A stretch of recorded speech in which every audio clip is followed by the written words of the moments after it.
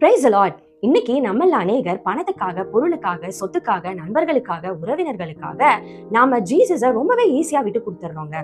ஆனா நடந்த ஒரு உண்மை சம்பவத்தை உங்களுக்கு சொல்லட்டுமா?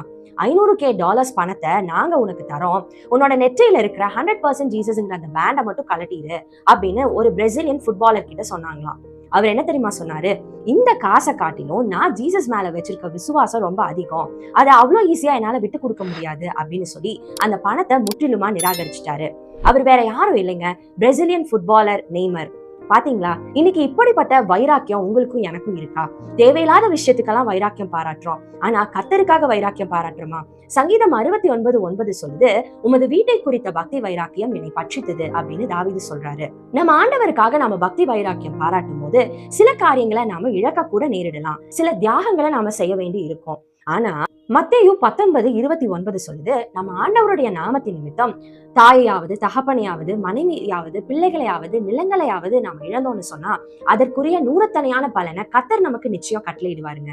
அப்புறம் என்னங்க, இழப்புகளை குறிச்சு, தியாகங்களை குறிச்சு யோசிக்காதீங்க. கர்த்தருக்காக ஒரு எலியாவை போல வைராக்கியம் பாராட்டக்கூடிய ஒரு சந்ததி தான் இந்த கடைசி காலத்துல கர்த்தர் எதிர்பார்க்கிறார். ஏன் நீங்களும் நானும் ஒரு எலியாவா கர்த்தருக்காக நிற்கலாமே? எலியாக்களாய் கர்த்தருக்காக எழும்புவோம். God bless you.